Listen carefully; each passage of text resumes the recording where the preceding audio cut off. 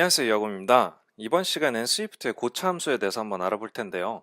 사실 이 고차 함수, 스위프트의 문법이라고 볼 수는 없지만 스위프트에서 굉장히 유용하게 사용할 수 있는 그런 함수들이기 때문에 제가 한번 소개해 드립니다. 자, 고차 함수라는 친구는요, 일단 정의를 보자면 전달인자로 함수를 전달받거나 또는 그 함수 실행의 결과를 함수로 반환하는 함수를 고차 함수라고 얘기를 합니다. 스위프트에서 기본적으로 구현이 되어 있는 고차 함수에는 맵, 필터, 리듀스 이런 친구들이 있어요. 하나씩 알아보도록 하겠습니다. 이 맵이라는 친구는 어떤 컨테이너 내부의 기존 데이터를 변형해서 새로운 컨테이너를 생성을 해준다. 이렇게 볼 수가 있는데요. 기본적으로 스위프트에 구현되어 있는 컨테이너 타입 같은 경우는 컬렉션 타입이 있겠죠. 어레이라든지 딕셔너리라든지 세트 이런 친구들이 있으니까 일단은 우리 어레이를 가지고 한번 맵을 사용해 보려고 합니다. 자, 넘버스라는 어레이를 제가 만들어 놨고요. 여기에 있는 각각 요소들을 변형을 하고 싶어요.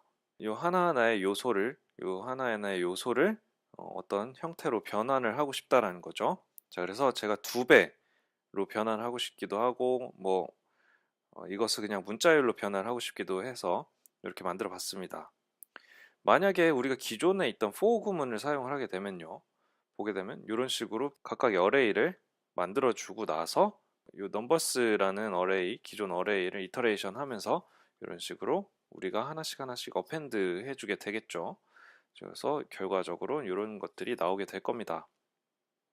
그런데 이런 식으로 변수를 쓰기도 하고 준비 작업도 해줘야 되고 귀찮은 점들이 있어요. 근데 맵이라는 요 메서드를 사용을 하게 되면요. 이 넘버스에다가 우리 맵 호출을 합니다. 그리고 맵에 여기 전달인자 자리에 클로저가 들어오죠. 네, 이 맵은 요 각각의 요소 하나를 갖다가 어떻게 변형을 해서 뭘로 돌려줄 거냐 이런 것도 우리가 지정을 해줄 수 있어요. 그래서 얘는 인티저 요소 하나하나를 받아와 가지고 요거를 다시 인티저로 반환을 해줄 것이다. 그래서 새로운 컨테이너에다가 넣어달라라고 합니다. 자, 그래서 요거는 두 배씩 해서 넘겨줄 거고요.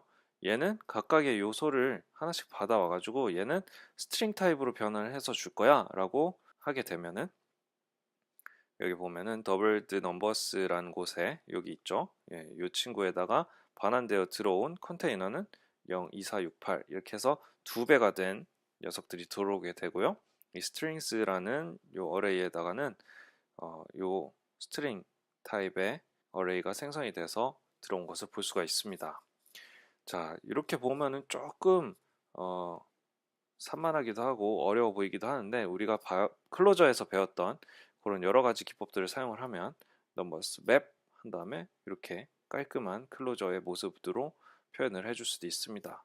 처음엔 눈에 익지 않을 수 있는데 이게 보다 보면은 금방 보여요. 예, 연습을 해보시면 좋을 것 같습니다. 예, 필터 이 친구는 말 그대로 그냥 하나하나 요소를 내가 필터링해서 조건에 부합하는 애만 새로운 컨테이너로 만들어 주겠다 이런 뜻이에요.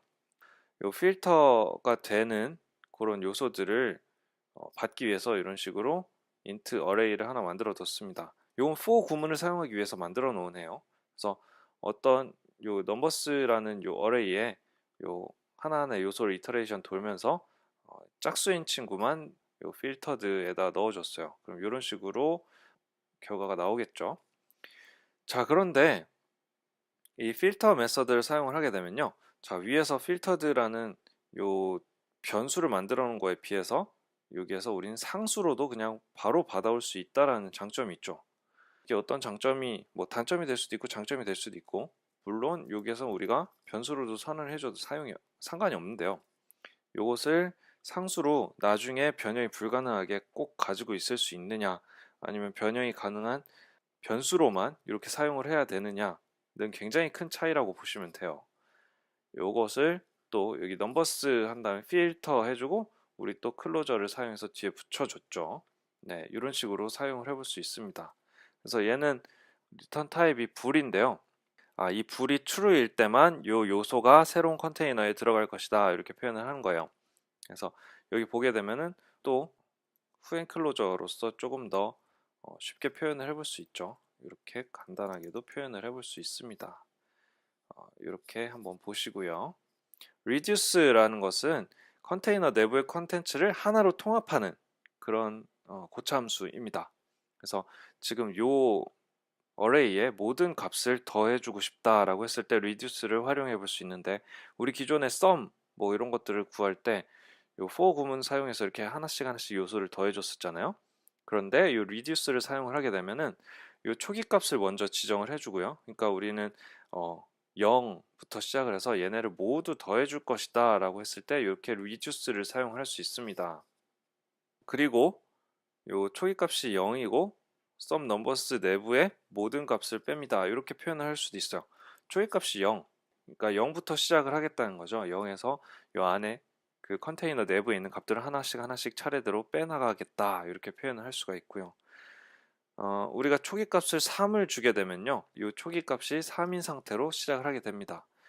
요 안에 모든 값을 곱하고 싶어요, 뭐 이렇게 우리가 표현을 할 수도 있잖아요. 모든 값을 곱하고 싶어요. 여기서 reduce 하고 초기 값이 뭐 1부터 시작을 해서 $0 곱하기 $1 이렇게 하면 안에 있던 모든 값들을 곱한 결과들을 얻을 수 있게 될 겁니다.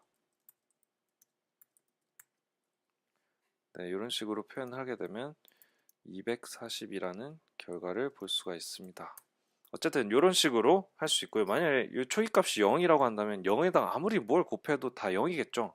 네, 이런 결과를 여러분들이 보실 수 있을 거예요. 그리고 2부터 시작을 하면 아마 480이 나오겠고요. 자, 이런 식으로 여러분들이 활용할 수 있는 고차 함수에 대해서 알아봤습니다. 많은 도움이 되셨길 바라고요. 야곰이었습니다. 고맙습니다.